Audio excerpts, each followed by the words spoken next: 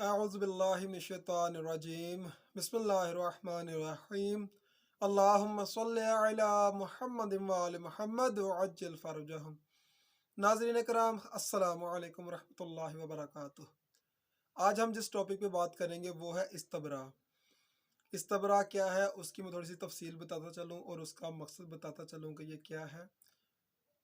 ये चीज़ मेरे मुशाहदे में आई है, ये चीज़ देखने में सुनने में आई है। जैसे कि कुछ लोगों ने मुझे बताया है कि जी जब वो पेशाब करने के बाद वॉशरूम से बाहर निकलते हैं तो कुछ लम्हों के बाद उन्हें ऐसा महसूस होता है कि जैसा कि पेशाब के मखरज से, पेशाब की नाली से कतरे बाहर निकल रहे हैं। अब वो कंफ्यूज हो जाते हैं कि ये कतरे किस चीज़ के हैं, पेशाब की हैं, मनी की हैं, किस चीज़ की हैं। लिहाजा वो अपने जिस्म को और अपने कपड़ों को नजस समझते हुए नमाज या तो छोड़ देते हैं या फिर उनको फिर नए सिरे से अपना लिबास चेंज करना पड़ता है और अपना जिस्म पाक करने के बाद नए कपड़े पहन के नमाज अदा करते हैं।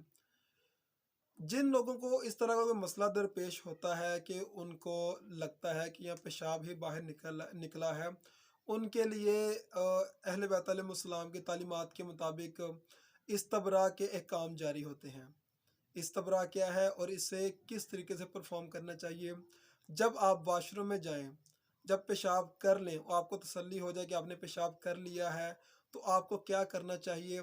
सबसे पहले तो आपको जो पखाने का मखरज है वहाँ से लेकर अगले पेशाब के मखरज तक जो जितना हिस्सा है उसको आपको इस उंगली के साथ जैसे किसी चीज़ को दबाकर आगे की तरफ धकेलने की कोशिश करते हैं, उसको दबाकर धकेल कर आगे की तरफ लाएं। 3 दफ़ा इस तरीके से परफॉर्म करना है आपने। जब आपने 3 दफ़ा इस तरीके से कर लिया तो उसके बाद आपने 3 दफ़ा पेशाब के मखरज को निचोड़ना है। पीछे से आगे की जानब निचोड़ें, इस तरीके से निचोड़ें कि आपको तसल्ली हो कि अब पेशाब की नाली में कुछ भी नहीं रहा। जब 3 दफ़ा इस तरीके से कर लें तो फिर पेशाब की नाली को 3 दफ़ा झटकें। 3 दफ़ा इस तरीके से झटकें कि आपको लगे कि जो अगर कोई थोड़ी बहुत कसर रह भी गई है तो वो भी इस झटकने के साथ निकल गई है।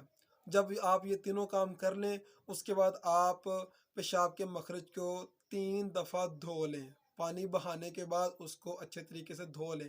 अगर आप इस तरीके से परफॉर्म कर लेते हैं, आप ये अमल करने के बाद जब वॉशरूम से निकलेंगे तो आपको अगर लगे कि पेशाब के मखरज से कोई कतरे निकले हैं तो सैयद अली हुसैन सिस्तानी साहब के फतवे के मुताबिक इस्तबरा कर लेने के बाद अगर वो कतरे आपके जिस्म पर, कपड़ों पर लगे तो आप उसको पाक ही कंसिडर करें, पाक ही तसव्वुर करें। उसके बाद आप अपनी नमाज भी अदा कर सकते हैं, आपका लिबास और बदन भी पाक ही होगा।